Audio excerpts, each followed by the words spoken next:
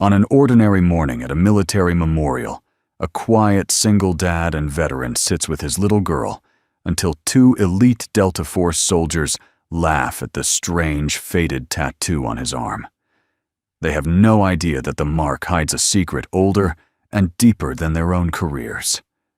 When a 4-star female general suddenly arrives, rolls up her sleeve, and reveals the exact same tattoo, the entire base falls silent. What unspoken bond could tie a humble father to the highest ranks of America's special forces and change the meaning of honor forever? The first light of dawn slid across the quiet parade ground like a soft brush stroke, catching on the edges of the flagpoles and the steel-gray barracks beyond. A cool Carolina breeze moved through the pine trees, carrying the faint scent of resin and the faraway call of a mourning dove.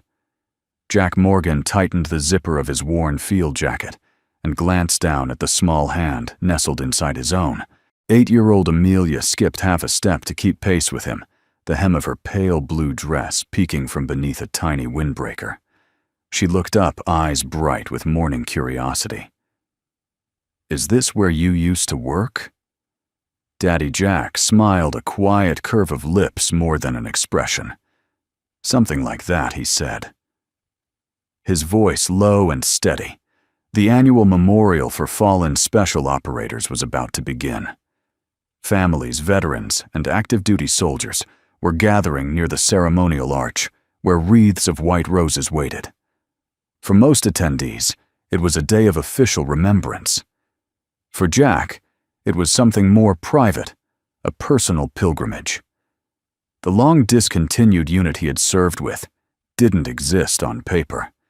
There would be no names, called no plaques engraved. Yet he came every year because coming was a promise he had once made to men whose faces lived on, only in memory. They reached a bench near the parade ground. Jack set down a small bouquet of wildflowers Amelia had gathered herself, a splash of violet and white, bound with a simple ribbon.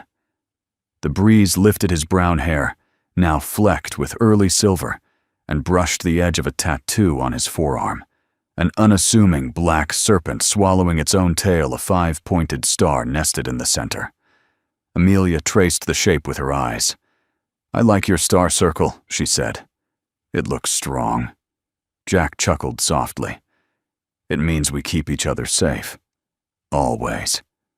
He left it at that. Some promises were too sacred for a child to carry. A cluster of soldiers from the Delta Force training cadre jogged past on their morning run. They were young, broad-shouldered, full of the electric energy of people certain they were indestructible. One peeled away from the group and slowed to a walk as he approached the bench. His name stenciled on his chest in bold letters. Read, J. Cutler. "Morning." Sir Cutler called the greeting sharp, but colored with something playful, almost mocking. "That's an interesting tattoo you've got there." Jack lifted his eyes, polite and unreadable. "Good morning." Another soldier, taller and leaner with a quiet watchfulness. Reyes followed behind a touch of caution in his stride. Cutler stopped a few feet away, tipping his chin toward Jack's arm. Never seen that insignia before? Some kind of biker club? Or is it homemade? He smirked. Looks like something out of a cereal box. The words hung in the cool morning air. Around them, other runners slowed, curiosity sparking. Amelia's fingers tightened around Jack's. Jack set his free hand on the bench's worn wood and said nothing. He had learned long ago that silence could be stronger than any retort. Reyes shifted uneasily. "Come on, Jason. He's here for the memorial. Leave it alone." But Cutler's grin widened. "I'm just making conversation. We take honor seriously around here. Stolen valor is a thing you know." He took a half-step closer, eyes narrowing. "So, old man, what's the story?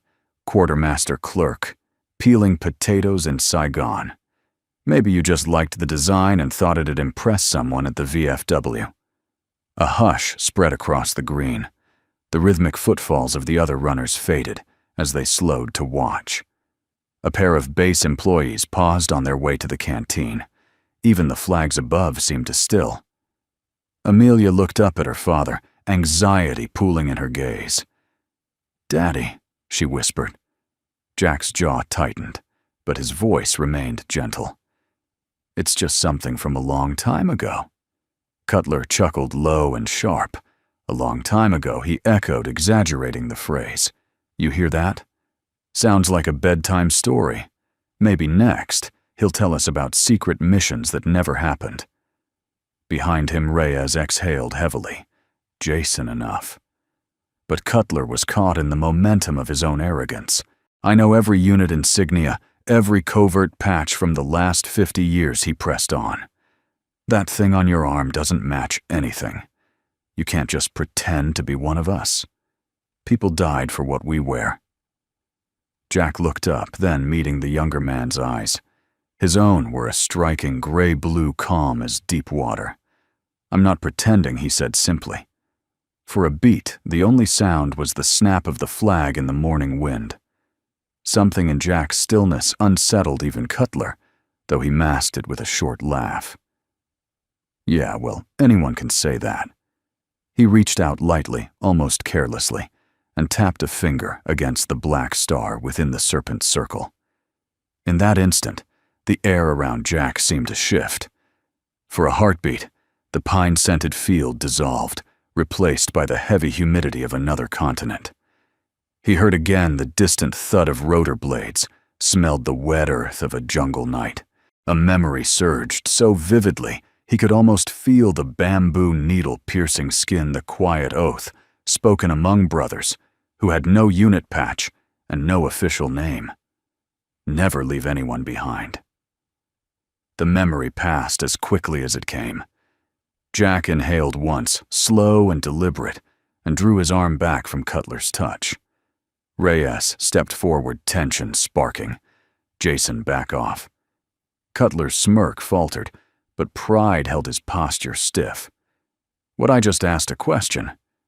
Before another word could break the fragile silence, the low growl of engines rolled across the base. It was deeper than the distant hum of routine traffic measured commanding. 3 black SUVs turned the corner of the main avenue, their polished hoods flashing in the sunlight as they approached at controlled speed. Even from a distance, the markings were unmistakable command convoy. Conversations around the parade ground died mid-sentence. Soldiers straightened unconsciously. The memorial volunteers froze in place. Reyes muttered, "That's the base commander's detail." Cutler's eyes widened. He stepped back instinctively, a flicker of unease crossing his face. The lead SUV braked to a precise stop at the edge of the assembly field. Doors opened in choreographed unison, and a group of sharply dressed security officers stepped out, scanning the area with brisk efficiency. Then the rear door of the middle vehicle swung open. Out stepped Major General Mia Brooks. The sun caught the polished brass of her rank stars and the dark blue of her dress uniform. Her stride was long and unwavering as she cut across the field, eyes locked on the small knot of people near the bench, on Jack, on Amelia, and on the soldiers who had gathered around them. A ripple of recognition passed through the onlookers. Conversations that had been poised to resume dissolved into a collective hush. Amelia pressed closer to her father. "Daddy?" "Who is that?" Jack rose slowly to his feet, his face composed, but unreadable. The quiet that followed was deeper than silence.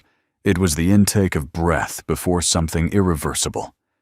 General Brooks stopped a few feet away, the faint scent of leather and starched fabric following her. Her gaze swept over Jason Cutler and the other soldiers, with a crisp, assessing coldness before settling on Jack. For a heartbeat, something softened in her expression. Something only he seemed to notice. "Mr. Morgan," she said, her voice carrying across the parade ground like a bell. "It's been a long time." Every head turned. The young soldiers stiffened, realization dawning far too late that they were standing at the center of a story much larger than they had imagined. And with that single measured greeting, the quiet morning shattered into a promise of revelations no one on that field was prepared to hear.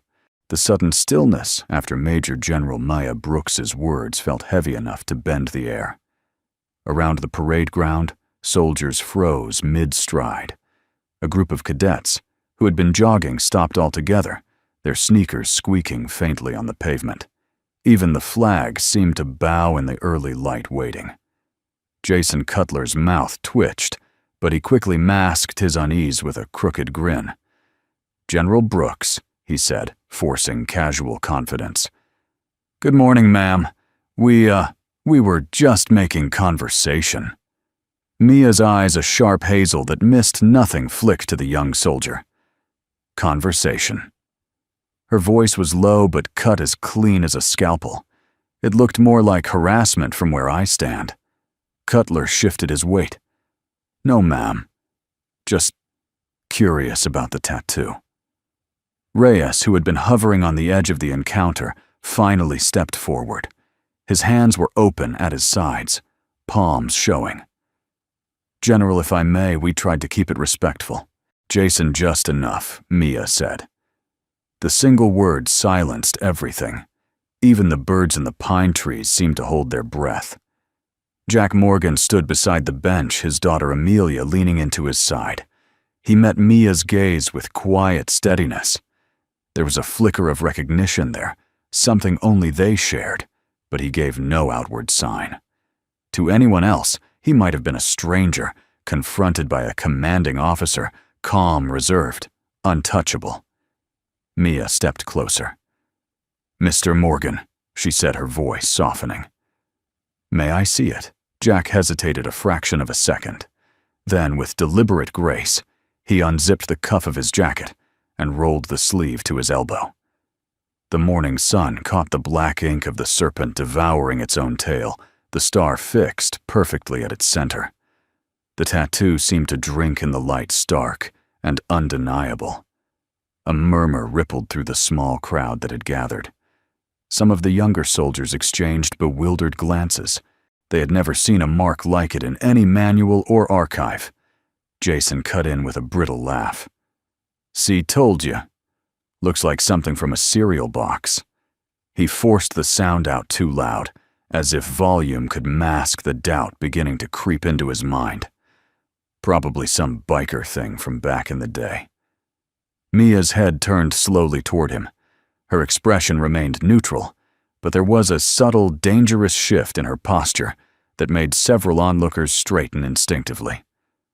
"Sergeant Cutler," she said, each syllable precise before you speak again. "Think very carefully." For a moment, Jason seemed about to reply, but the weight of her stare pinned him silent.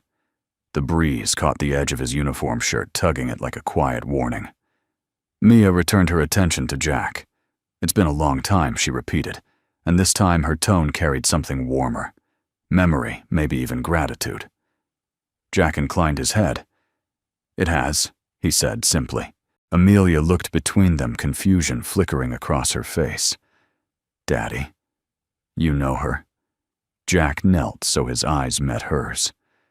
"Yes, sweetheart. We served together a long time ago." The word "served" landed softly but firmly. It carried the weight of deserts and nights without sleep, of oaths, made in places the world pretended didn't exist. Jason swallowed hard. He opened his mouth, closed it again. Around him, the other young soldiers fidgeted. They were used to commanding situations not being out of their depth. Mia took a slow breath, as if steadying herself against old ghosts. "Mr. Morgan," she said now, loud enough for the surrounding crowd. "Do you mind if we speak here? I believe everyone present needs to hear this." Jack's eyes held hers for a beat. He gave a small nod. She faced the assembly, her voice carrying with the crisp authority of a seasoned leader. "This man is not a stranger to honor. He is not a pretender. The symbol on his arm is not decoration. It is the sign of an operation so classified that most of you will never read even a single word about it. And yet, every tactic you rely on today was built on the foundations laid by men like him. A hush spread wider. Soldiers who had only moments earlier been half smiling now stood stiff and silent.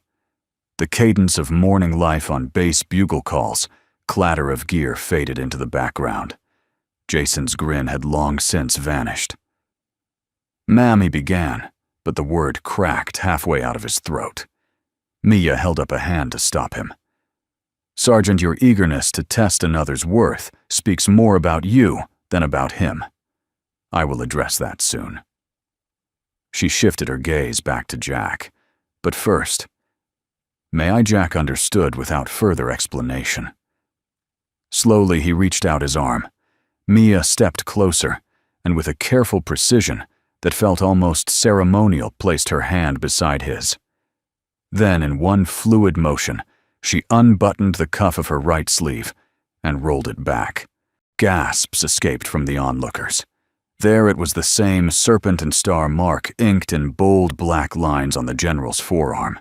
The only difference was time, hers crisp and fresh, his softened by years and memory.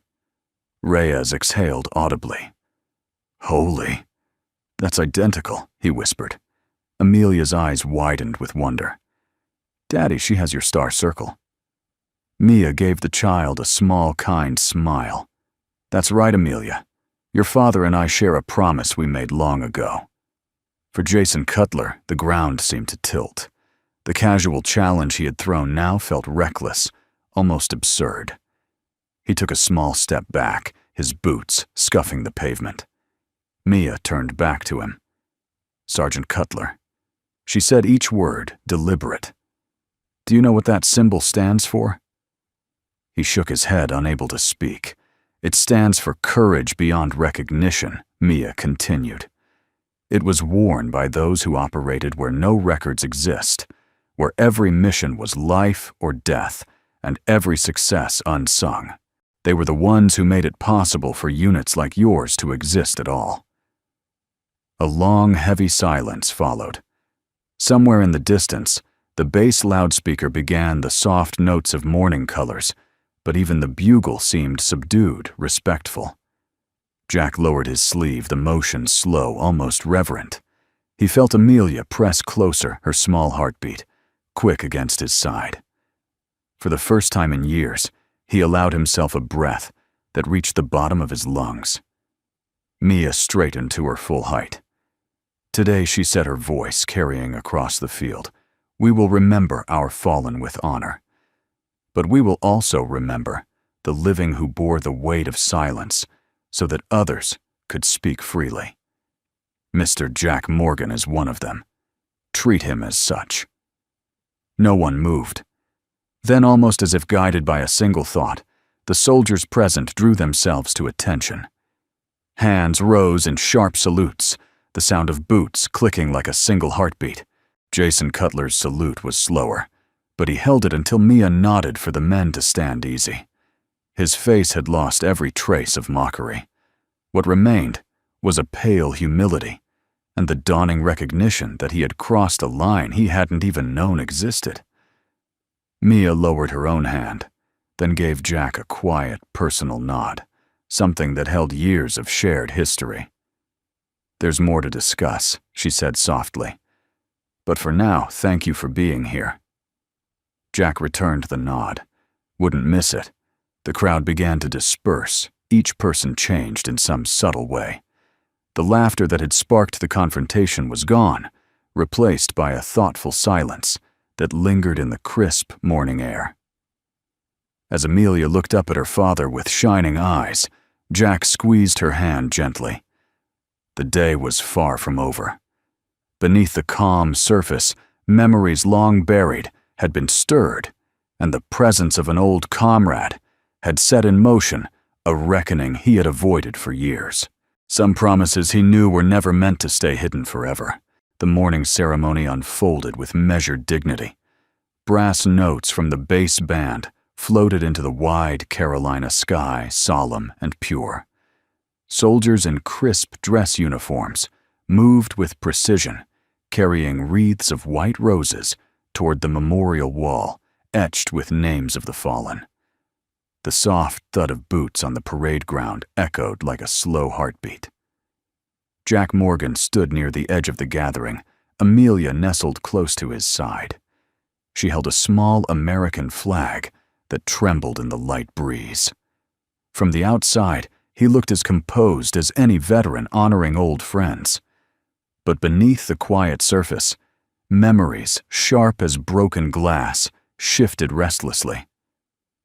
Major General Mia Brooks had remained near him since the encounter with Sergeant Jason Cutler. Her posture was formal, yet there was a protective closeness in the way she stood, as though she were a shield against further intrusion.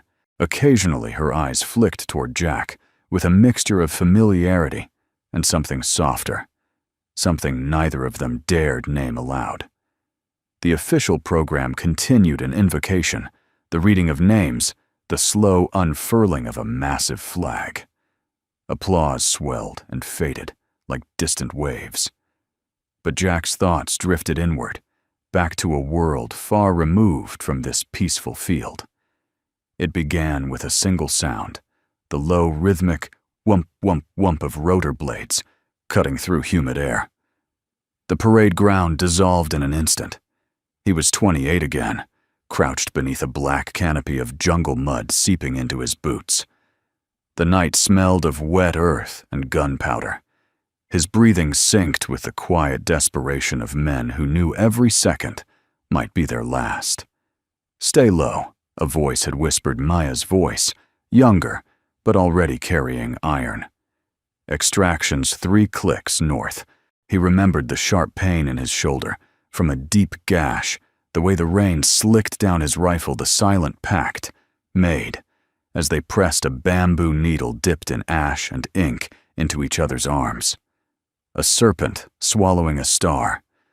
No man left behind. Jack blinked, and the present returned like a camera shutter opening.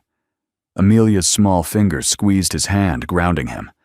He inhaled deeply, drawing in the scent of sun-warmed pine and fresh-cut grass until the jungle receded to the corners of memory. Beside him, Mia's voice broke the silence. "You still get the flashbacks," she said quietly, almost to herself. He turned to her, surprised. "You too." She gave a brief nod, eyes fixed on the fluttering flag. "Sometimes at night. Sometimes, when I hear certain sounds. It never really leaves, does it?" "No," Jack said. "It just softens." They stood like that for a moment, 2 veterans bound by scars, invisible to everyone else. Around them, the memorial ceremony moved toward its conclusion. A lone bugler stepped forward to play. Taps the mournful notes, folding the crowd into reverent silence. When the final echo faded, people began to disperse. Families embraced. Soldiers exchanged quiet handshakes. But Jason Cutler lingered at a distance, stiff and uneasy. His earlier bravado had evaporated, leaving something raw in its place, a flicker of shame, and perhaps a desire to make things right. Reyes approached, first his cap in his hands. "Mr. Morgan," he said, his voice respectful. "I want to apologize. I should have stopped it sooner." Jack studied the young man's face. There was no arrogance there, only sincerity. "Thank you," Jack said. "It takes courage to admit that." Reyes exhaled relief, loosening his shoulders. "I hope someday you can tell us more about what that tattoo means. It's clearly important." Jack gave a faint smile. "Maybe someday. Some stories take time." Reyes nodded and stepped back, leaving Jason standing alone. For a long moment, Jason didn't move. Then, as if gathering every ounce of nerve, he approached. His jaw worked as though he were fighting words that didn't want to come. "Sir," he began, his voice low. A sudden crackle of radio static cut him off. One of the security officers from Mia's detail spoke urgently into his headset, eyes scanning the perimeter. Another voice replied with a quick burst of code, that Jack didn't catch, but the tension in the air shifted sharply. Mia's command tone returned in an instant. "Report," she said. "Unscheduled drone overflight on the south fence line, ma'am. Possibly civilian, but we can't confirm." Her jaw tightened. "Lock it down. Nothing enters or leaves until we have eyes on." She turned to Jack, her earlier warmth replaced by professional focus. "This might be nothing, but we don't take chances." Jack's instincts sharpened like a blade drawn from a sheath. The easy morning had vanished. A different kind of silence fell over the base, one he recognized all too well, the silence before action. Amelia sensed the change. "Daddy," she asked, voice small. He crouched to meet her gaze. "It's okay, sweetheart. We just need to stay close for a bit." Mia issued quick orders to her team, then lowered her voice. "Jack, walk with me." They moved toward a quieter side of the memorial garden, Amelia holding Jack's hand. Behind them, security personnel fanned out with discreet efficiency. When they reached a grove of magnolias, Mia stopped. "I'm sorry," she said, her voice softening again. "I didn't want today to turn into this. But I have to ask, has anyone from the old unit tried to contact you lately?" Jack blinked. "No, not for years." Because that symbol, she continued glancing at his tattoo, still carries weight. There are people who would misuse it if they understood what it stands for. He studied her carefully. "You think today's encounter wasn't random? I don't know," Mia admitted. "But the timing is too sharp to ignore. A memorial full of high-ranking officers, and suddenly a surveillance drone. I don't believe in coincidences." Jack's pulse quickened, but his voice stayed calm. "Then we watch and wait." They walked back toward the main square where Jason still lingered, looking smaller than before. He stepped forward again, determination replacing hesitation. "Sir," he said quietly, "I was wrong, completely wrong. I disrespected you without knowing a thing. I don't expect forgiveness, but I need to say it." Jack looked into the young man's eyes. He saw the raw pride of youth now tempered by genuine regret. "Acknowledging a mistake is the first step to fixing it," Jack said. "Learn from it. Make it mean something." Jason swallowed hard. "Yes, sir."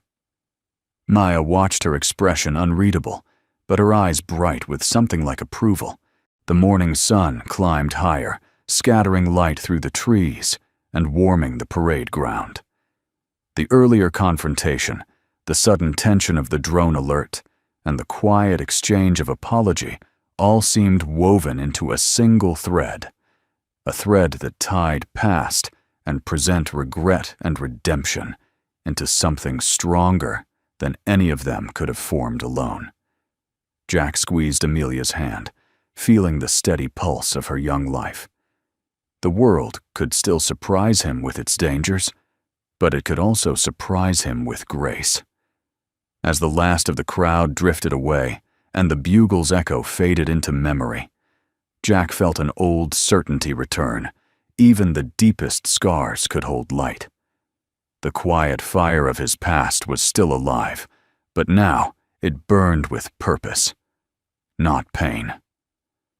And though he didn't yet know it this morning, its laughter, its revelations, and its subtle alarms was only the first spark of something far larger, a story that would draw every hidden promise back into the open.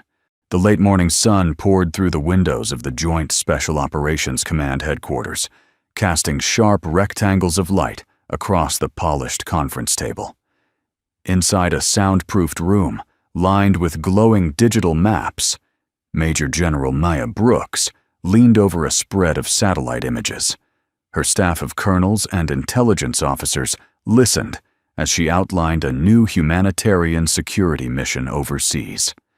It was supposed to be a routine strategy session, but a flicker of unease kept tugging at the edge of her mind, something left over from the morning memorial, from the quiet strength in Jack Morgan's eyes, and the faint tremor in his daughter Amelia's hand as she clutched his sleeve.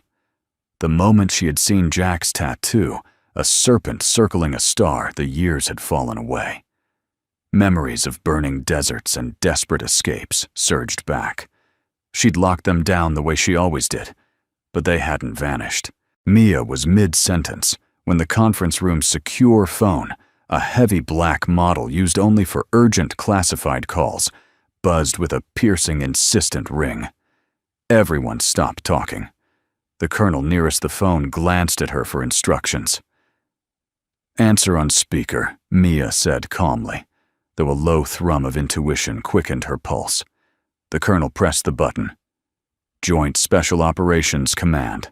Colonel Harris speaking." A woman's voice came through breathless and edged with urgency. "This is Sergeant Karen Holt at Base Security. I apologize for the interruption, but I need General Brooks immediately. Priority 1. Maya stepped forward. "Holt, this is Brooks. What's the situation, ma'am? We've just received a direct call from the memorial site, one of the civilian volunteers, a woman named Sarah. She says 2 of our Delta Force sergeants confronted a visitor. They were mocking a tattoo and threatening to remove him physically. The visitor's name is Jack Morgan." Mia's heart kicked once hard. "Jack Morgan," she repeated, voice steady.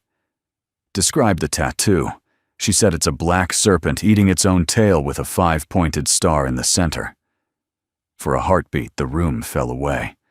Mia felt the sudden rush of desert air, heard the echo of whispered oaths, made in a secret canyon long ago. She pressed her palm to the table, grounding herself. "Did you say anything else about his reaction?" "Yes, ma'am," Holt answered. "He stayed calm, but the situation is escalating. And General, there's something else. Our perimeter sensors just flagged a low-flying drone near the south fence line. Could be coincidence, but we can't confirm its origin." The colonels exchanged wary looks. Mia's voice sharpened. "Status of the men involved: 1 is Sergeant Jason Cutler, the other, Sergeant Miguel Reyes. Both active Delta Force." Mia exhaled slowly, then drew herself upright. "Secure the area. No one leaves. I'm en route. Have my detail prep vehicles immediately." "Understood, ma'am." The line clicked dead. Maya turned back to her startled staff. "This meeting is adjourned. We'll reconvene when I return." But General Colonel Harris began. "If there's a potential security breach, this is bigger than a routine breach," Maya said. Her tone allowed no argument. "What's unfolding isn't just about a drone or 2 reckless soldiers. This concerns an operation that predates most of our records." She paused, letting the weight of her words settle. "Project Shadow Circle." A ripple of recognition and disbelief moved across the room.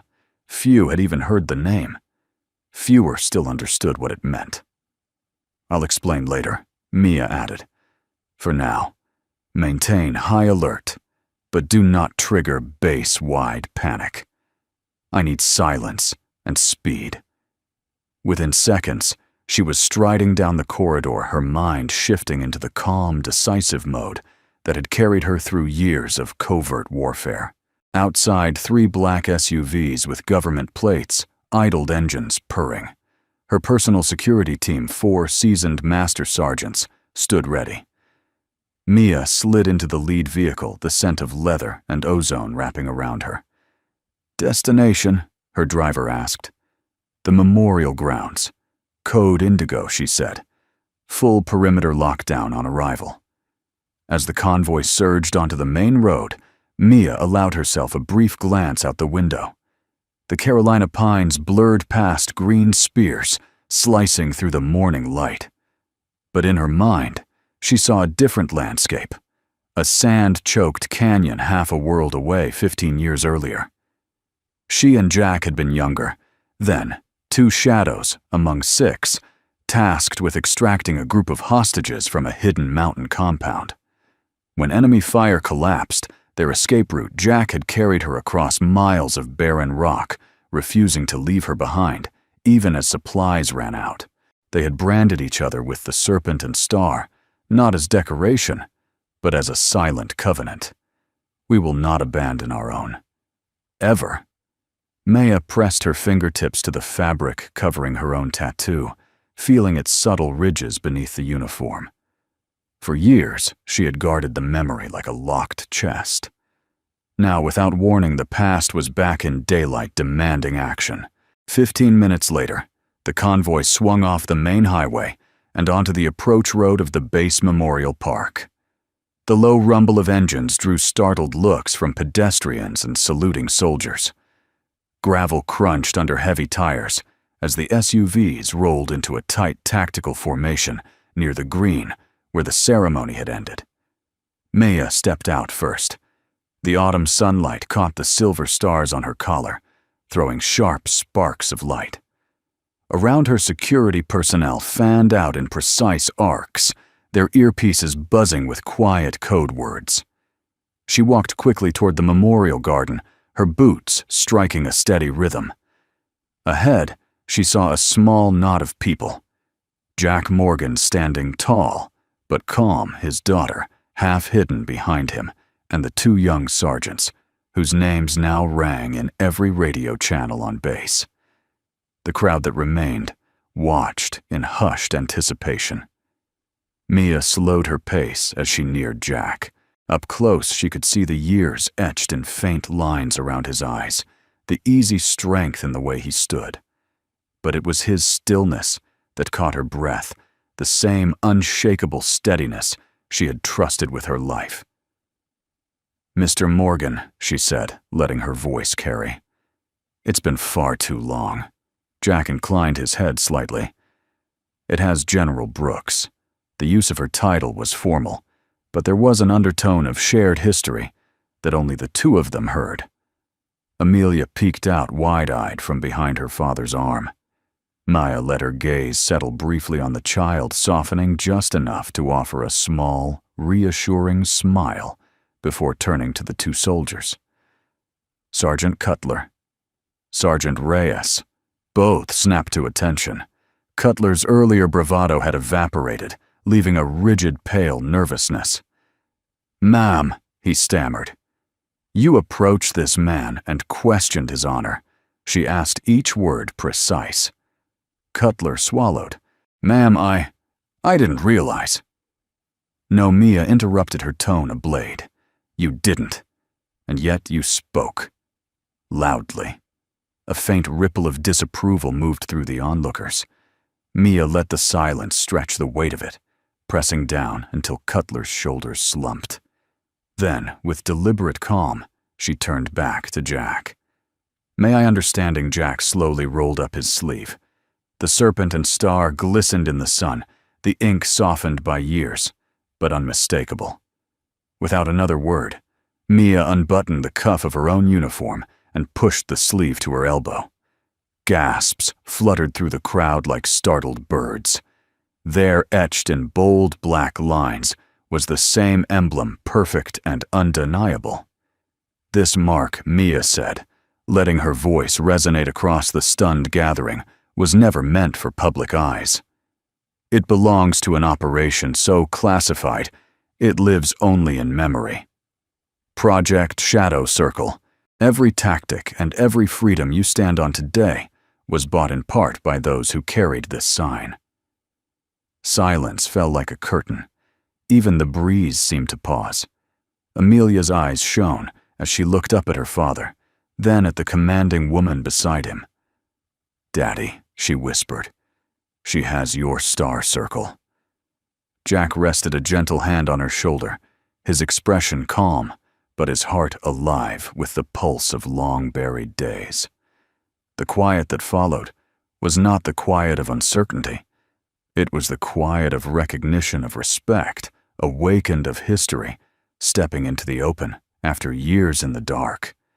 And for everyone present, it was only the beginning. The autumn sun had just begun its slow climb when the first deep-throated rumble rolled across the memorial grounds. It wasn't the kind of sound that drifted in from the highway or came from weekend bikers out for a ride. This was lower, more commanding, a vibration you could feel in the ground before you heard it in your ears. Heads turned instinctively. Conversations faltered.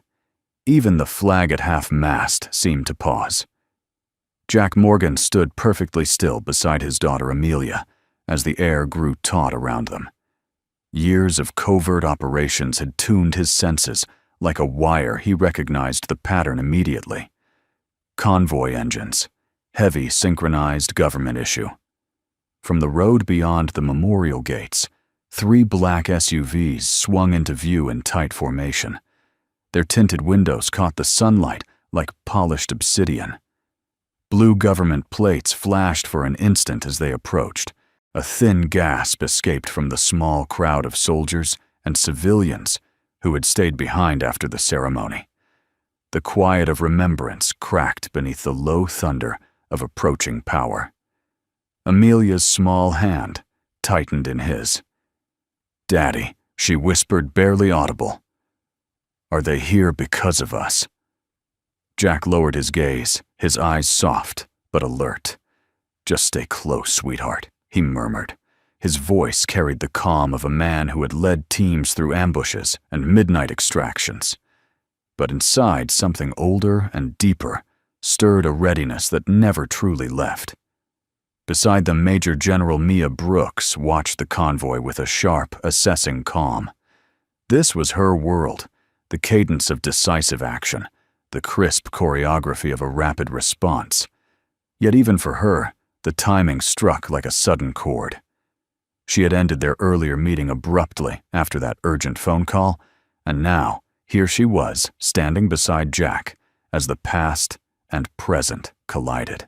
The lead vehicle slowed, then all 3 SUVs braked, as one gravel crunching beneath heavy tires. Their doors opened in flawless unison. 4 security officers in dark dress uniforms fanned out with the precision of a drill team, scanning the perimeter with subtle but unmistakable readiness. They formed a quick perimeter that felt more like a fortress than a welcome. Every soldier present snapped to instinctive attention. Even the cocky young Sergeant Jason Cutler, who had mocked Jack's tattoo only minutes earlier, straightened with a jerk, his previous bravado evaporating into the crisp morning air. Beside him, Miguel Reyes kept his eyes forward, his jaw tight. The rear door of the middle SUV swung open with deliberate slowness.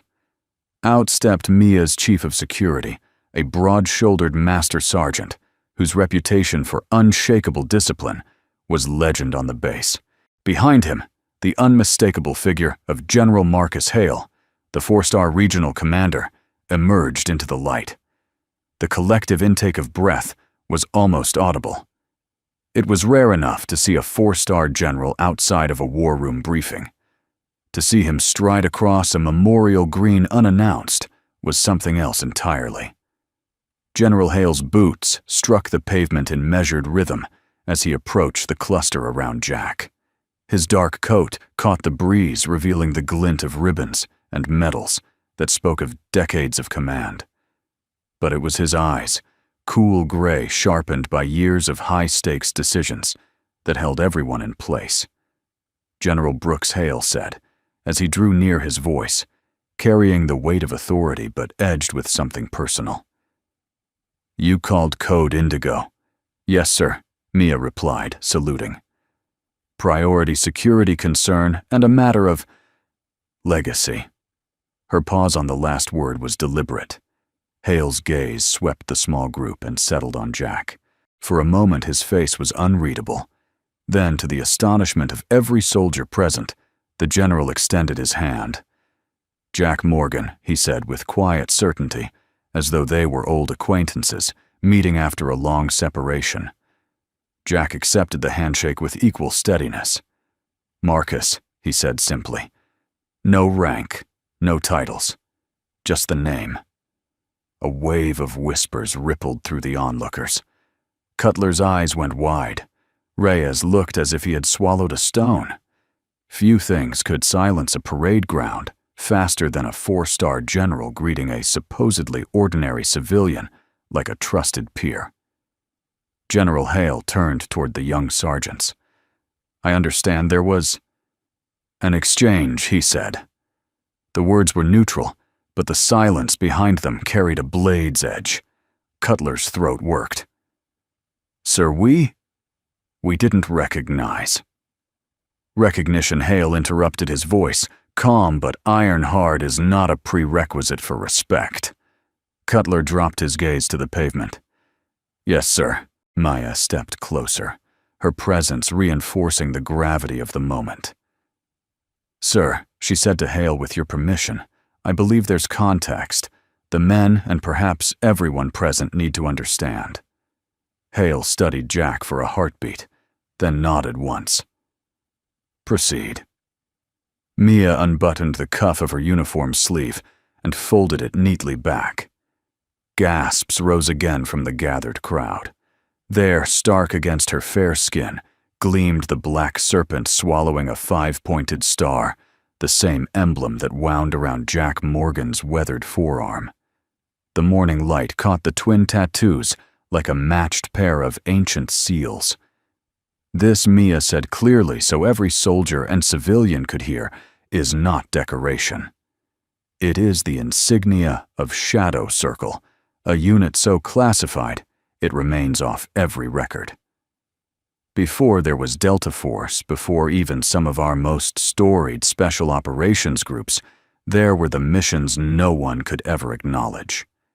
Jack Morgan served there. He carried men through fire and darkness, when success was defined only by survival. He saved my life. The silence deepened, until even the flags overhead seemed to stand at attention. General Hale stepped forward, his own expression softening as he looked at Jack. "You were one of the few," he said quietly. "Without what you and your team built, none of the capabilities these men train with today would exist." A hush settled so complete that every sound, a distant bird call, the creak of a flagpole rope, felt magnified. Cutler and Reyes stood rigid faces, pale, the weight of realization pressing like stone on their chests. Jack remained still, but his eyes moved from Mia to Hale, and finally to the young soldiers before him. "There's no need for apologies," he said, voice steady and low. "The tattoo doesn't make the man. The man makes the tattoo mean something." Mia's gaze lingered on him, warm and unguarded, for a moment, before she addressed the soldiers again. "Respect," she said, "is not earned by patches or rank alone. It is earned by character. Let today be the reminder you carry into every mission." The crowd exhaled as though a collective spell had broken. Salutes snapped through the air, slow at first, then gathering into a unified gesture of tribute. Even civilians placed their hands over their hearts.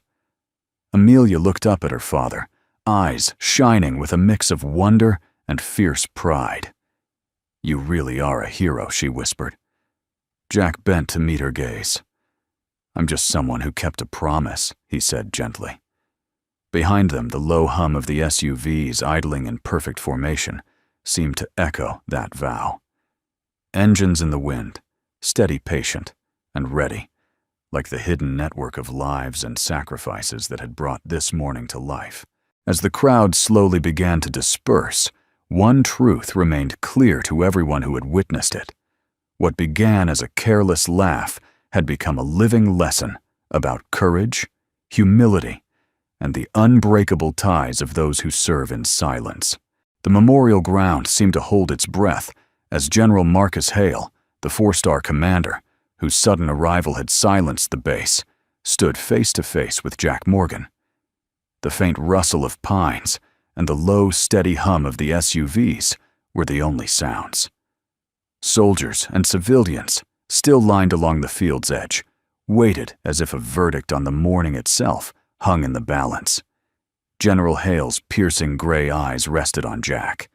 In that moment, rank and ceremony melted into something older and deeper. "Jack," he said at last, his voice lower than the wind. "It's been a long time." Jack inclined his head, calm as ever. "Long enough, Marcus. A ripple of surprise ran through the crowd. Few had ever heard anyone address a 4-star general by his first name, fewer still without hesitation. The intimacy of the exchange made the young soldiers nearby, Jason Cutler and Miguel Reyes, stiffen, as though an invisible line of history had suddenly opened beneath their boots. General Hale looked toward Major General Maya Brooks, who still stood at Jack's side. "General Brooks, he said you were right to call me." This couldn't wait. "Yes, sir," Maya answered. Her voice carried both discipline and a quiet conviction that today's gathering was larger than protocol. She turned to the crowd, her hazel eyes scanning the semicircle of uniforms and civilians. "Many of you witnessed something earlier." She began each word clear in the late morning air. "You heard questions about this man's tattoo. You may have even wondered yourselves." Cutler shifted uneasily, but Mia's gaze pinned him before he could speak. "This emblem," she continued, lifting her right arm and unrolling her sleeve until the black ink caught the sun, "is not a decoration. It is a covenant. A silent brotherhood formed under circumstances so classified they remain absent from every official record. We called it Shadow Circle." A murmur spread through the assembly, a sound like distant surf shock mingled with awe. Jack said nothing. He kept his arm relaxed at his side, the serpent and star hidden again beneath fabric, but the weight of the memory pulsed like a quiet heartbeat. General Hale stepped forward. Before today's Special Operations Commands existed before Delta Force, before some of the tools we now take for granted, there were missions so dangerous they could never be acknowledged. Jack Morgan was part of that beginning. Without him, and those like him, the capabilities of this entire community would not exist. The silence that followed was absolute. Even the birds seemed to have gone still. Amelia, wide-eyed, looked up at her father. "Daddy," she whispered, "you never told me." Jack crouched slightly to meet her gaze, his expression gentle. "Some promises, sweetheart, are kept by staying quiet," he said. "But the promise to protect that never ends." Mia's throat tightened. Memories of the desert came back, a younger Jack, carrying her over miles of jagged terrain, refusing to stop, even when enemy fire chased their shadows. She drew a slow breath, steadying herself. Then she turned to Jason Cutler and Miguel Reyes. "You approached this man and questioned his honor," she said, her tone still calm, but edged with steel. "Explain yourselves." Cutler swallowed hard. The man who had only hours earlier laughed easily at an old veteran now looked like a cadet called to judgment. "General Brooks, General Hale." "Ma'am, sir." His voice cracked. "I was out of line. I didn't know." "You didn't need to know," Mia replied. "Respect does not depend on knowledge of someone's past. It begins with humility." Reyes stepped forward, his own posture rigid. "Ma'am, I tried to stop it. But I should have done more. I take responsibility too." General Hale studied them both. "What you forgot today," he said quietly, "is that every liberty you enjoy, every tactic you drill, every mission you plan, was purchased by people whose names you will never know. Some carry scars, some carry tattoos. All carried the weight of silence so you could stand here." Cutler's face had lost all color.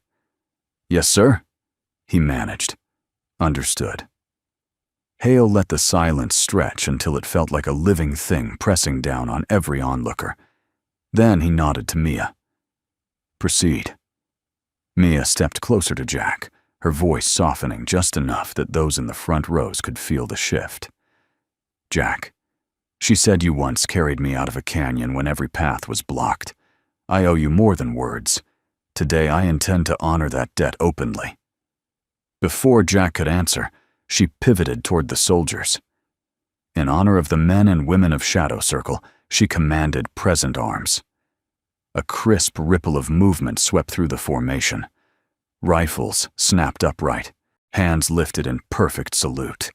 Even civilians instinctively placed hands over hearts.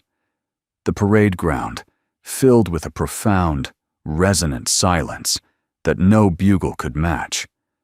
Amelia clutched her father's sleeve and whispered, "Everyone's saluting you, Daddy." Jack's eyes softened. "They're saluting what we stood for," he said quietly. "For promise is kept." For long seconds, no one moved. Sunlight glinted off medals and weapons, and the only sound was the slow rustle of the flag overhead. Then, as if on cue, the salutes lowered. General Hale turned back to Jack. "We are alive because you and your brothers were willing to disappear into the dark," he said. "It's time your story began to light the way for others." Jack looked from Hale to Mia, his expression unreadable, but touched by something deep relief perhaps, or a long-delayed peace. "I didn't do it alone," he said. "The circle only holds because every person in it gave everything they had. Some never came home." Mia met his gaze, and because of that, she said, her voice carrying to the far edges of the crowd, "We can stand here today. We can raise families. We can believe in tomorrow." A murmur of assent moved through the onlookers, soft, reverent, the sound of understanding taking root. Cutler cleared his throat, his voice almost a whisper. "Mr. Morgan, there's no excuse. I disrespected what I didn't understand. I'm sorry." Jack studied the young man, then gave a single measured nod. "The important thing," he said, "is what you do next." The words settled over the field like a benediction. General Hale looked out at the assembled soldiers. "Let today mark the beginning of a new tradition," he declared. "Every candidate for our elite forces will learn the history of those who built the foundations in silence. They will know the names we can share and honor the ones we cannot. Legacy is not a footnote. It is the first chapter of every mission." A surge of quiet pride rippled through the ranks. For many, this was the first time they had felt the past touch the present so directly. Mia lowered her sleeve with deliberate care, covering the emblem once more, but leaving its meaning alive in every heart. "Jack," she said softly enough for only him and Amelia to hear, "the world changes, but the promise we made hasn't. Thank you for everything." Jack glanced down at his daughter, whose eyes gleamed with a pride she could scarcely contain. "Thank you for remembering," he replied. The morning sun climbed higher, turning the black SUVs into mirrors of light and shadow. The engines, still idling, hummed like a low and steady drumbeat, a reminder of the unseen work that never truly ends. And in that moment, with the crowd slowly dispersing and the weight of silence lifting, Jack Morgan felt something shift inside, not the restless memory of combat, but a deep, steady certainty that the quiet years of waiting had led to this day of recognition and renewal. The afternoon light stretched long over the base, bathing the memorial grounds in a golden hush. The formal salute had ended, but its echo lingered in every heart. Soldiers moved quietly now, as though reluctant to disturb the weight of what had just unfolded. For many, the morning's spectacle had shifted something fundamental about service, about respect, about how history truly lived. Jack Morgan stood a short distance from the main crowd, one arm resting lightly around Amelia's shoulders. She clutched the small flag she'd carried all day, its edges frayed now from nervous fingers. The world around them hummed softly, the low purr of idling SUVs, the murmur of soldiers breaking ranks.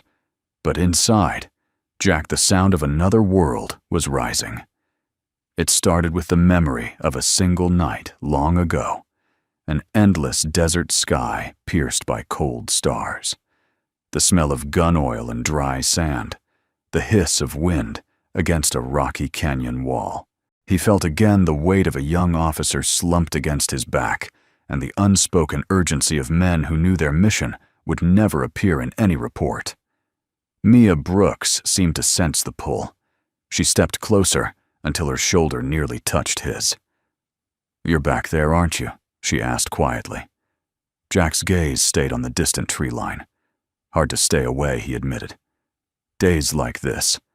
The past comes calling." Maya nodded, eyes fixed on the horizon. "It does for me, too. Sometimes all it takes is a smell, the way desert air tastes at night, or the sound of rotor blades, and I'm there again." Her voice softened, threaded with something only he would recognize. Some ghosts never quite leave. The memory inside Jack sharpened, and suddenly he wasn't on a quiet base in North Carolina anymore. 15 years earlier. Northern Iraq.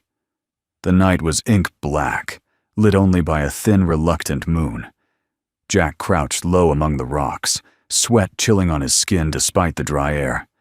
Beside him, a younger Mia, her uniform torn at the shoulder, pressed a blood-soaked cloth against her leg. Enemy patrols moved like shadows across the ridges. The extraction point lay 3 brutal miles away. "Can you walk?" Jack had whispered. "I can move," Mia replied through clenched teeth. Jack shook his head. "Not fast enough. We don't have time." Before she could protest, he had slung his rifle across his back and bent to lift her. "I've got you," he said, the words steady, even as his pulse thundered. They moved as one through the unforgiving terrain, Jack carrying her weight with unrelenting resolve.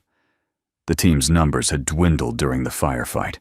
Those still alive pressed ahead in silence, guided only by instinct and the promise of rescue. When they finally stumbled into a narrow gorge, the team halted. There, by the dim light of a single shielded lamp, they gathered around a flat stone. Someone produced a shard of bamboo and a small tin of ink mixed with gunpowder.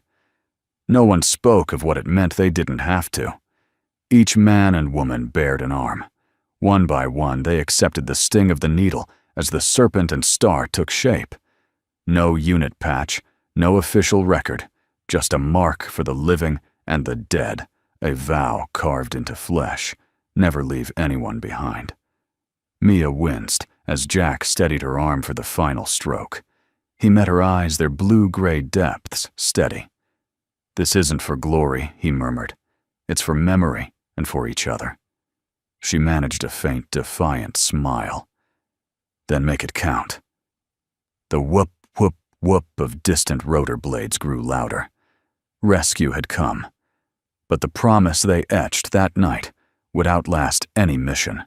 The present returned like a tide pulling back from shore. Mia was still beside him, her breathing slow and deliberate. "I remember every sound of that night," she said. "The ink, the heat, the weight of it all. You carried me farther than anyone had a right to expect." Jack's expression softened, but his voice held quiet conviction.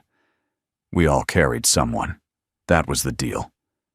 They stood in silence for a moment, letting the memory settle. Around them, the crowd had thinned. Only a handful of soldiers remained, some speaking in hushed tones, others simply standing, as if reluctant to let the moment end. Amelia tugged gently at her father's sleeve. "Daddy, did you really carry her?" She asked, her voice a mixture of wonder and concern. Jack crouched, so he was eye level with her. "Yes, sweetheart," he said, his tone both gentle and firm. "She was hurt, and we were a team. We promised never to leave anyone behind." Amelia's eyes widened. "That's why you have the same tattoo." Mia knelt beside them, her medals catching the sunlight. "Exactly," she said, her voice kind. "It's a reminder of a promise your father kept with courage and love." Amelia smiled, a child's simple understanding, giving shape to something profound. "That's a beautiful promise." Jack felt a warmth spread through his chest, the kind of quiet pride that words rarely touch. A subtle motion at the edge of the field drew Mia's attention. One of her senior aides approached, saluted, and spoke in a low voice. "Ma'am, perimeter secure. The drone was identified as a civilian hobbyist, no threat. We've released the outer cordon." Maya exhaled, tension easing from her shoulders. "Good. Keep a watch anyway. Today reminded us how quickly things can change." The aide nodded and retreated. Cutler and Reyes lingered nearby, their earlier arrogance completely gone. After a long pause, Cutler stepped forward. "General Brooks." "Mr. Morgan." He cleared his throat. "I owe both of you an apology. I can't take back what I said, but I can learn from it." Jack regarded the young sergeant quietly. "Acknowledging it is a start," he said. "Now prove it with how you serve." Reyes spoke next, his voice low but firm. "You've shown us what honor really looks like. I won't forget it." Mia gave them both a steady nod. "You'll have a chance to prove your words. And I'll be watching." The two young men saluted the gesture, slow and respectful before stepping back. The sun tilted westward, spilling long shadows across the parade ground. Jack felt the day settling into him, a day of revelations and reckonings, of ghosts finally given their due. He turned to Mia. "I never expected this," he said quietly, "to have it all brought into the open." Mia's gaze softened. "Neither did I. But maybe it's time. Our silence honored the past, but sometimes the next generation needs to see the truth to carry it forward." Her words found their mark. For years, Jack had believed his greatest service was to disappear, to let the world forget. But perhaps true legacy wasn't in erasure. It was in passing on the lessons only lived experience could teach. Amelia slipped her small hand into his. "Daddy," she said softly, "I think your friends in heaven are happy today." Jack swallowed against a sudden tightness in his throat. "I think so too, sweetheart." Mia placed a hand on his arm, a brief warm pressure that spoke of old battles and new beginnings. "The circle we made back then," she said, "was meant to protect life. Maybe this is how it keeps living in the people who come after us." Jack met her eyes, and for the first time in years, allowed a small, unguarded smile. Maybe so. Above them, the flag stirred gently in the late breeze, its fabric glowing against the amber sky. The day's intensity was not over. A larger reckoning, one that would ripple across the entire Special Operations community, was still to come.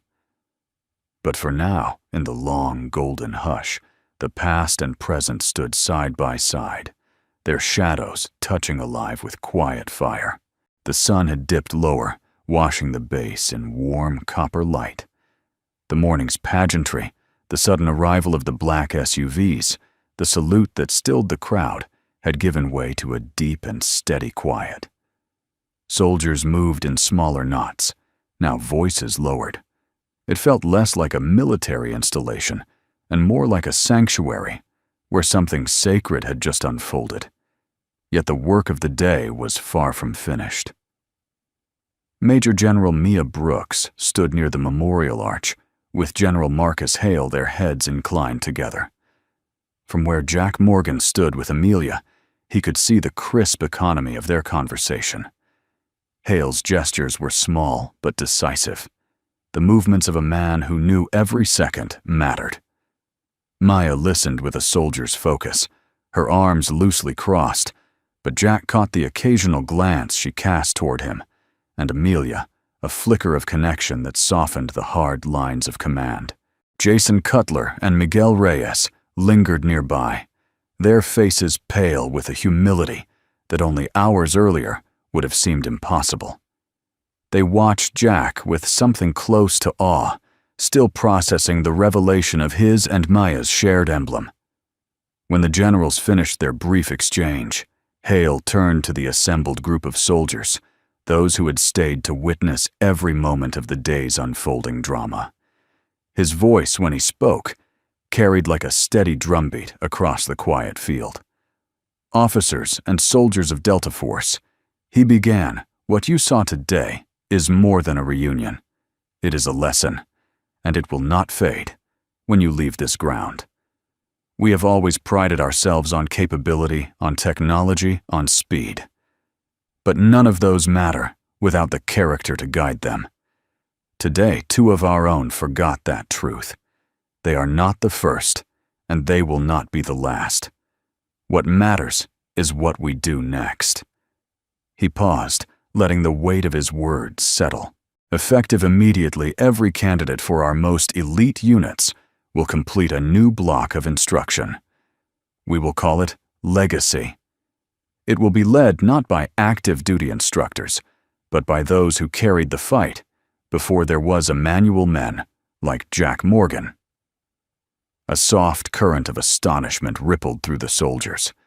Training was sacred space in special operations. For an outsider to be brought in as an instructor, especially one whose missions were never recorded, was unheard of. Hale's eyes moved to Cutler and Reyes. "You 2 will help build it. That is not punishment. It is responsibility. You will coordinate travel schedule speakers and hear these stories until you can teach them yourselves. You will understand from the inside out the quiet power of humility." Cutler swallowed hard, his voice rough. "Yes, sir." Reyes echoed the response, his tone more reverent than formal.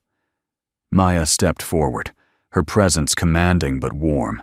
"You will also learn," she said, "that every uniform you wear, every tactic you use, is a gift paid for by others. Many of those people are gone. Some, like Jack Morgan, walk among us without fanfare. If you forget to honor them, you forget yourselves." The soldiers stood silent, the late light carving their shadows into the grass. Even those not directly reprimanded seemed to take the words personally, as if something fundamental had shifted beneath the surface of their duty. Jack felt Amelia lean closer, her small face tilted up toward him. "Daddy," she whispered, "they're all listening to you, even though you're not talking." He gave her hand a gentle squeeze. "Sometimes the quiet speaks louder than words," he said. Mia turned then to Jack, her hazel eyes catching a glint of the setting sun.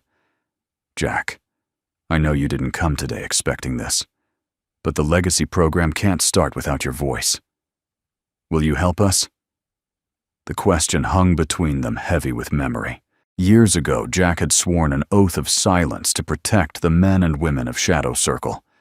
For years, he had believed that keeping quiet was the only way to honor them. But now, standing in the soft applause of wind and flag, he understood something new. Telling their story wasn't a betrayal. It was a continuation of the promise. He met Mia's gaze and nodded slowly. "I'll help," he said, his voice low but clear. "If it means the next generation learns what that promise really cost and why it still matters." A faint, grateful smile touched Mia's lips. "It matters more than they know." General Hale stepped forward, offering his hand again. "Thank you, Jack. You've just given these men and women a gift they can never repay." Jack accepted the handshake without ceremony. "Make sure they use it well," he said. Hale inclined his head. "We will." As the crowd began to thin, Mia and Jack remained near the memorial, Amelia still nestled at her father's side. A gentle dusk settled over the field, deepening the colors of sky and earth. The flag above them stirred like a living thing in the evening air. Mia broke the quiet first. "When we carved that symbol all those years ago," she said softly, "I thought we were only promising each other survival. But it was more, wasn't it? We were promising to carry the memory forward however long it took." Jack looked at her, the faintest smile in his eyes. "I think we knew even then that it would take a lifetime. Maybe more." She tilted her head toward Amelia. "Maybe that's why she's here. Maybe the promise lives best when it's passed to someone who can still grow with it." Amelia blinked at the two of them, sensing the depth, but catching only its outline. "I like promises that never end," she said, with the unguarded certainty of a child. Mia crouched to meet her at eye level. "So do I," she said. "And your dad has kept the hardest kind." For a long moment, the three of them simply stood together, the generations overlapping like the rings of a tree. Behind them, Jason Cutler lingered, clearly unwilling to leave without speaking again. He approached carefully, like a man stepping onto sacred ground. "Mr. Morgan," he began, his voice quiet. "I can't undo what I said this morning, but I promise you I will spend every day in this new program honoring what you and your team built. I want you to know that." Jack regarded him with a steady kindness. "You've already started," he said. "Keep walking that path. Let your actions be the apology." Cutler nodded, eyes bright with something close to relief. "Yes, sir. I will." Mia watched the exchange, her face softening. For all the day's wait, this change in a young soldier's heart might be its most enduring victory. The last of the crowd began to disperse as twilight gathered. The SUVs idled briefly before peeling away in synchronized silence, leaving the memorial grounds to crickets and the sighing wind. Jack looked once more at the flag lifting against the darkening sky. Some things, he said quietly, are worth carrying forever. Mia stepped closer, close enough that their shoulders nearly touched. And some promises, she replied, are worth sharing at last. As Amelia slipped her hand into both of theirs, Jack felt a deep calm settle inside him, not the silence of secrets, but the stillness of a vow finally finding its voice. The memorial grounds emptied until only a few scattered visitors remained. Families placing last roses beneath the granite wall, an older veteran slowly folding his chair. Dusk crept in like a soft tide, tinting the sky with lavender and deep gold. The heavy hum of the departing SUVs had faded into a memory, leaving behind the chirp of crickets and the occasional snap of a flag line in the cooling air. Jack Morgan sat on a weathered wooden bench near the arch, Amelia curled against his side. The child who had watched her father honored as a silent hero now rested her head on his shoulder, small and warm and very real. He could feel her breathing slow, each rise and fall, a quiet reminder of what mattered most. "You okay, sweetheart?" he asked, brushing a wisp of hair from her face. "I think so," she said sleepily. "It feels like a big day." Jack smiled faintly. It was a big day, bigger than I ever expected. She looked up at him, eyes luminous in the fading light. "Are you famous now?" The question carried no vanity, only the simple curiosity of a child trying to understand why strangers had saluted her father. "No," Jack said gently. "Fame fades. What matters is what we do when no one is watching." He kissed the top of her head. "Today wasn't about me. It was about promises, and about remembering people who gave everything so we could be here." Amelia considered that for a moment. "Like the promise you made with the tattoo." "Yes," Jack replied, his voice soft but steady. "A promise to always protect and to never leave anyone behind." She nodded and pressed closer. "I'm glad you kept it." Those words landed deeper than she could have known. For years, Jack had questioned whether surviving when others hadn't was truly keeping the promise. But hearing his daughter's quiet certainty felt like a benediction, proof that the vow had meant something beyond the battlefield. A few yards away, Major General Maya Brooks approached with 2 cups of coffee. The rich aroma cut through the cool air, grounding the moment. "I thought you might need this," she said, offering one to Jack. He accepted it with a grateful nod. "You always did know when coffee was the right answer." Mia chuckled softly and sat beside them. The bench creaked under the weight of 3 lives bound by history. She glanced at Amelia, who blinked up sleepily. "You did well today," Mia told the girl. "You were brave." Amelia's cheeks pinked with shy pride. I was a little scared, but Daddy was calm, so I tried to be like him. Mia smiled, a warmth in her eyes that softened the sharpness of command. That's what courage is, feeling afraid, and still standing strong. Jack took a sip of coffee, letting the silence settle. I never thought the past would walk right into today like that, he admitted. For years I kept everything buried, thinking it was the only way to protect the promise. You protected it well, Mia said, her tone firm but kind. But maybe it was time for the story to breathe. A promise isn't just about silence. It's about teaching others why it was made in the first place. Jack looked out at the darkening horizon. Maybe so. It's strange, though. For so long I believed my real mission was over. I thought being a father was just the quiet after the storm. But today, seeing those young soldiers, hearing you speak, I realized maybe this is the mission, raising Amelia, passing on what can't be written in manuals. Maya's eyes softened. Jack, that's the highest mission there is. Her words carried a gravity that settled deep in his heart. He thought of the men from Shadow Circle who hadn't come home.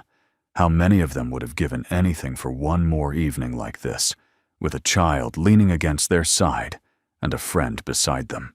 A gentle breeze lifted the scent of pine and distant wood smoke. Lights from the base buildings flickered on, dotting the twilight like small constellations. Jason Cutler approached, slowly stopping a respectful distance away. His posture was straighter than before, but his face held an earnest humility. "Mr. Morgan," he said quietly, "I wanted to thank you again for your patience, for not letting my words define the day. I'll carry what I learned today for the rest of my career." Jack studied him for a long moment. "Jason," he said, "finally, mistakes are part of becoming the man you're meant to be. What matters is what you do from here." Cutler nodded, relief flickering across his features. "I won't forget." He glanced at Amelia, managing a small smile. "You have a remarkable dad." Amelia's sleepy grin widened. "I know." Jason gave a respectful nod to Mia and retreated into the deepening twilight. His footsteps faded like an exclamation mark to the quiet lesson of the day. Mia watched him go. That young man will never be the same. Sometimes the best discipline is a changed heart. Jack tilted his head. Legacy begins in moments like this, not just in classrooms. "Exactly," Mia said. "And you gave him that moment." The evening deepened, stars surfacing one by one in the indigo sky. Amelia had nearly fallen asleep when she stirred and looked between the two adults. "Are you and Daddy old friends?" She asked, the words drowsy but curious. Mia exchanged a glance with Jack, something warm and unspoken passing between them. "Yes," Mia said gently. "Old friends who kept each other safe. And maybe new friends, too." Jack added, his voice quieter than the crickets. Amelia smiled and rested her head again. Within minutes, her breathing evened into sleep. Jack pulled his jacket tighter around her and turned to Mia. "Thank you for today, for seeing what others couldn't, and for standing up when it mattered." Mia's hazel eyes glimmered in the starlight. "Jack, I did what any soldier should. But I'll admit," she paused, her voice softening, "seeing you again reminded me that some bonds never really end. Not after all these years." He held her gaze, the quiet between them rich with memory. "Some things aren't meant to end," he said simply. A long silence followed, comfortable and charged at once. Somewhere nearby, a lone bugler began to play taps for the second time that day, the notes floating over the darkening parade ground like a benediction. Maya finally stood, brushing a strand of hair from her face. There's still work to do. Legacy won't build itself. But tonight feels like something bigger than duty. Jack rose too carefully, lifting the sleeping Amelia into his arms. "Tonight feels like the beginning of something I almost forgot was possible," he said. They walked together toward the parking lot, the night cool and fragrant around them. Behind them, the memorial stood in quiet dignity, its stones catching the last glint of fading light. The emblem of the shadow circle lived on, not only in ink, but in the small acts of grace and courage that would ripple outward from this day. And as Jack glanced at Mia, their steps falling into an easy rhythm, he felt a new certainty settle deep inside. The mission of his life had shifted, but it was far from over. The following weeks moved like a quiet river, steady, unhurried, but carrying change beneath the surface.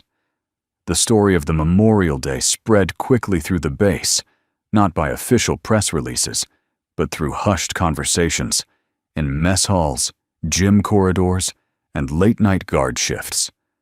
Soldiers spoke of the stranger with the faded tattoo, the salute of a 4-star general, and the lesson delivered without a single shout. For Sergeant Jason Cutler, those conversations were more than rumor. They were a daily reminder of the arrogance he had carried like a badge. Each retelling of the event was another mirror held to his own impulsive words. At first, the weight of shame felt heavy enough to crush him. But as the days passed, something else took root, a stubborn determination to grow beyond the man who had mocked an unassuming hero. Cutler and Sergeant Miguel Reyes soon began their new assignment building the Legacy of Valor program, the training initiative General Hale had ordered on the spot that day. What some might have called punishment quickly revealed itself as something far deeper, a chance to repair, to serve, and to learn. Each morning before sunrise, Jason reported to a temporary office in a converted hangar. The room smelled faintly of coffee and fresh lumber from hastily built desks. His tasks were meticulous scheduling veteran speakers, arranging travel, coordinating with historical units to verify mission accounts that had never been fully documented. At first, the work felt mechanical. But then the veterans began to arrive. The first speaker was a quiet Marine from the Gulf War, with a voice as rough as desert gravel. He told of nights under enemy fire, of comrades lost, and promises kept.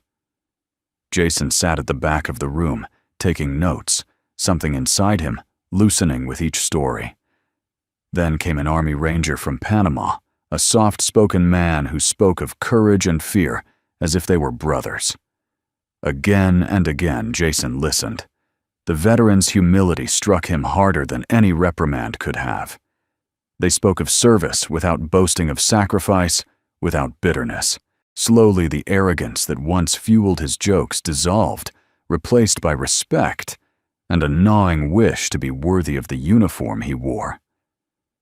Reyes noticed the change.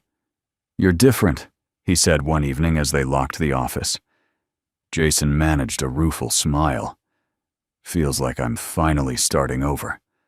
Like I'm being rebuilt from the inside." Reyes clapped a hand on his shoulder. "That's what redemption looks like, brother." Meanwhile, Jack Morgan found himself drawn into the Legacy project in a way he hadn't expected. General Hale and Mia invited him to speak to the first class of recruits. At first he hesitated. Years of silence had become second nature. But Amelia's gentle encouragement, "Daddy, maybe they need your promise," too tipped the scale. On a crisp morning, Jack stood before a room of fresh-faced soldiers who barely breathed as he spoke. He didn't give dates or classified details. Instead, he told them about trust forged in darkness, about carrying a wounded comrade across an unforgiving desert, about the silent circle inked into his skin that meant no one left behind. When he finished, the room was silent for a long time before erupting into a quiet, almost reverent applause. Several young soldiers approached afterward, their eyes shining to say that his words had given them a new understanding of what it meant to wear the uniform. That evening, Jack walked out of the building with Amelia skipping beside him, feeling a rare lightness. For the first time in years, telling the story had not reopened old wounds. Instead, it had turned them into a living bridge for others. Maya met them outside, her expression bright with pride. "You were extraordinary," she said softly. "I only told the truth," Jack replied. "Exactly," she said. "And sometimes the truth is the most extraordinary gift we have." They shared a long look, the kind that carried both gratitude and the first quiet stirrings of something more. Jason continued his quiet transformation. One late afternoon, after another day of coordinating veteran speakers, he asked to meet Jack privately. They sat on a bench near the memorial arch, the same place where arrogance had once sparked humiliation. Sir Jason began, his voice steady but humble. "I know I apologized that day, but I need to say it again, face to face without an audience. I disrespected a man whose courage I can't begin to measure. I can't undo that, but I can spend the rest of my career honoring it." Jack studied him for a long moment. In the young man's eyes, he no longer saw bravado, but a deep, earnest resolve. "The important thing," Jack said quietly, "is not the mistake, it's the path you walk afterward. You're already proving the kind of man you want to be." Jason swallowed hard, gratitude and relief mixing in his expression. "Thank you, sir. That means more than I can say." Jack extended his hand. Jason clasped it with a firm, respectful grip, the handshake sealing a different kind of promise, one of growth and humility. The changes inside the base spread outward. Within a month, the first Legacy of Valor classes were full, with waiting lists of young operators eager to hear the unvarnished truths of quiet heroes. Veterans who had once faded into silence were now flown in weekly to share their hard-won wisdom. General Hale watched it all with quiet satisfaction. "This isn't just a program," he said to Mia during a late evening meeting. "It's a course correction for the soul of special operations." Maya agreed. And it started with one morning and one quiet man. Hale's gaze softened. "Two," he corrected, glancing at her. "It took both of you to bring it to light." Mia thought of Jack, his steadfast calm, the quiet fire that never dimmed the way Amelia looked at him as if he hung the moon. She felt something stir that went beyond camaraderie, something she hadn't let herself feel in years of relentless command. As autumn deepened, small moments of renewal multiplied. Jack and Amelia often met Mia for evening walks around the base gardens, where the scent of pine and the rustle of fallen leaves framed gentle conversations about family service and the simple joys of ordinary life. Amelia grew fond of Mia, asking questions about her career and delighting in stories of far-off places. One evening, as the sun melted into a tangerine horizon, Amelia ran ahead on a winding path. Maya and Jack walked side by side in companionable silence until Mia spoke, her voice low. "I never expected to find this kind of peace again." Jack glanced at her, understanding. Neither did I. Maybe that's the real mission, now finding peace worth protecting. Mia smiled, a soft curve that reached her eyes, and maybe building something new from it. Their steps slowed the quiet between them, full of possibility. The mission that had once bound them in survival was becoming something richer, a life where service and love could coexist, where promises kept in war could blossom into hope in peacetime. By winter's first frost, the Legacy program was running strong, Jason and Reyes, its steady stewards. And Jack, once a ghost of secret wars, had become a living part of the next generation's education, a bridge between sacrifice and renewal. For everyone touched by that extraordinary morning, the change was clear. What began as confrontation and doubt had become a season of humility, forgiveness, and lasting purpose. And for Jack Morgan, it had also become something tender and unexpected, a quiet friendship with Mia that deepened with every shared story and evening walk, hinting at a love that might in time complete the circle they had begun so many years ago. A soft winter light settled over the base like a quiet blessing. Snow had not yet come, but the air carried that bright stillness that always precedes the first frost. From the parking lot near the Memorial Gardens, the pines stood tall and solemn, their needles glistening with morning dew. Jack Morgan tightened the scarf around Amelia's neck as she skipped ahead on the stone path, her laughter carrying like small bells in the crisp air. It had been 3 months since that extraordinary day of revelation and life, while Calmer had not returned to the ordinary.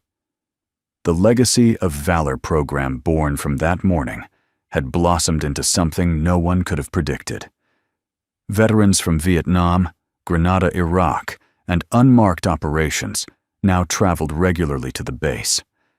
Young operators listened in silence as men and women with weathered faces spoke of loyalty, humility, and the cost of freedom. Soldiers who once measured worth only by action now lingered afterward to ask quiet questions about courage that lasts beyond the battlefield. And through it all, Jack remained a constant presence, not a celebrity lecturer, but a living thread to the past. He spoke rarely and without theatrics, yet every time he finished a session, recruits left changed. Some said later that his calm voice carried more weight than 1,000 battlefield briefings. This morning was special, the first full graduation ceremony of the Legacy program. Rows of folding chairs stretched across the training hall, filled with new Delta Force candidates, seasoned instructors, and a scattering of family members. At the front sat General Marcus Hale, Major General Mia Brooks, and a handful of dignitaries.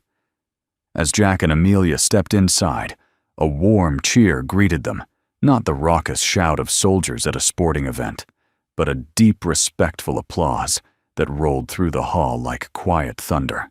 Amelia squeezed her father's hand, eyes wide with wonder. "Daddy, they're clapping for you again," she whispered. Jack smiled faintly. "They're clapping for everyone who kept the promise," he said. The ceremony opened with a short address from General Hale. His voice carried the authority of decades, but also the softer resonance of gratitude.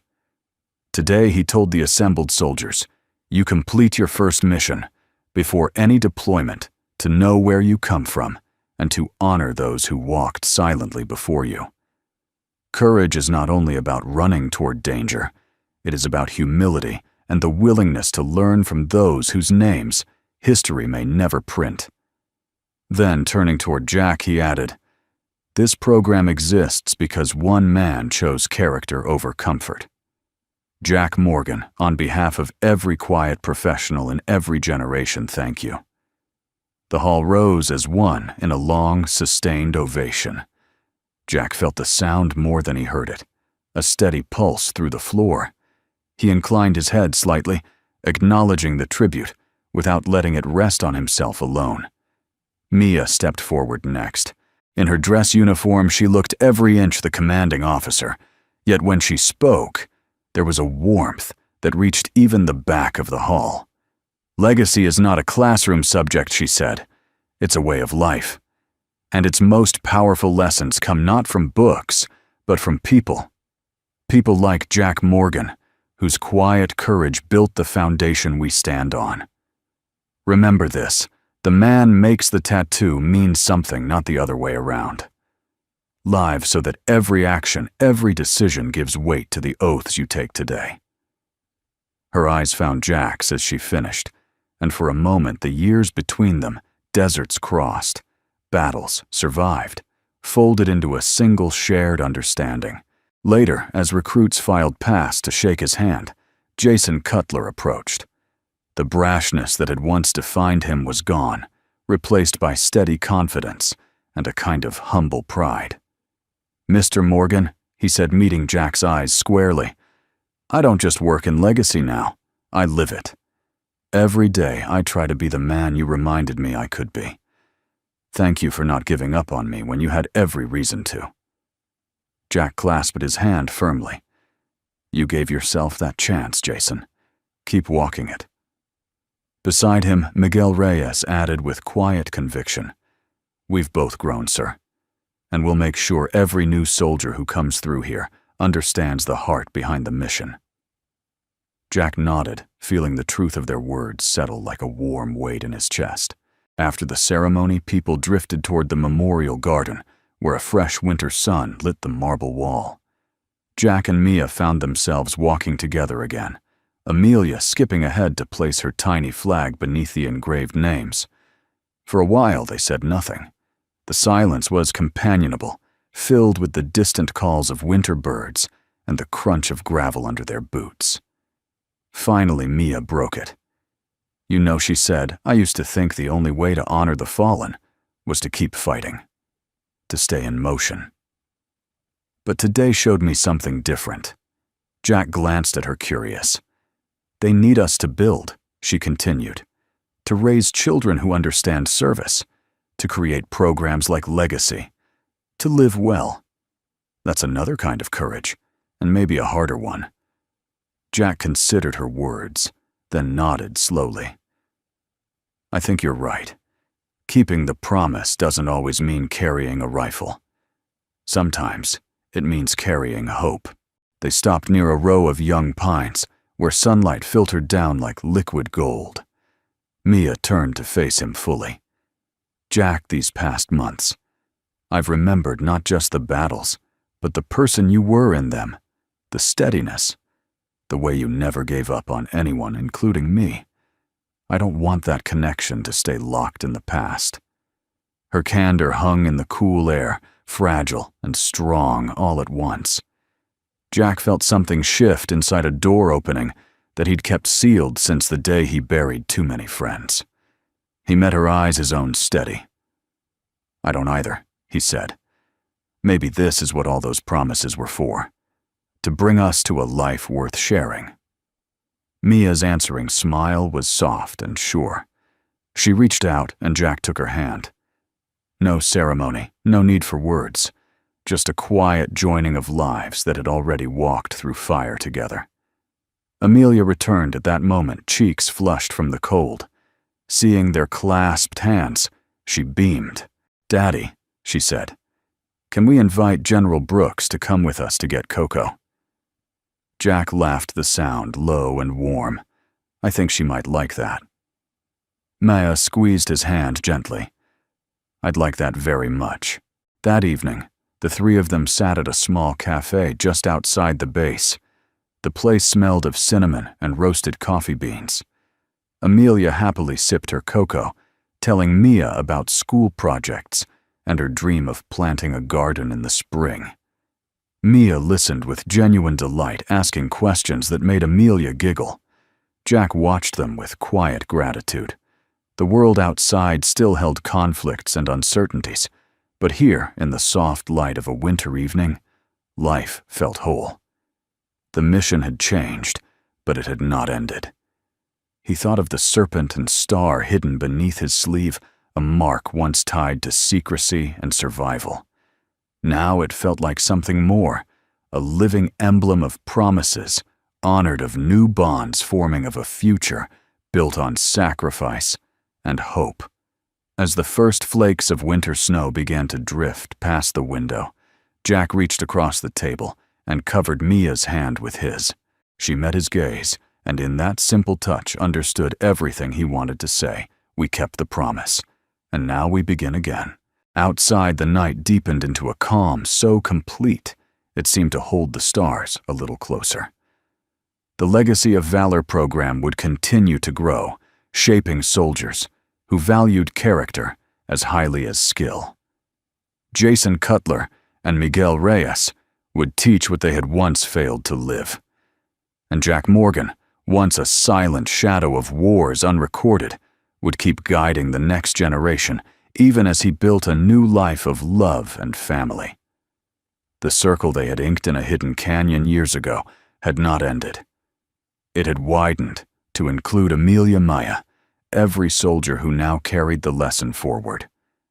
And as Jack stepped into the winter night, his daughter's laughter ringing ahead and Mia's steady presence beside him, he knew with absolute certainty that the promise would outlast them all, shining quietly in every life it touched. Where are you watching from today? We'd love to know the place you call home. If this story touched your heart, we warmly invite you to subscribe to our channel so you never miss another tale of quiet courage, kindness, and hope. Thank you truly for spending this time with us and for being part of a community that cherishes meaningful stories. Your presence here means more than words can say.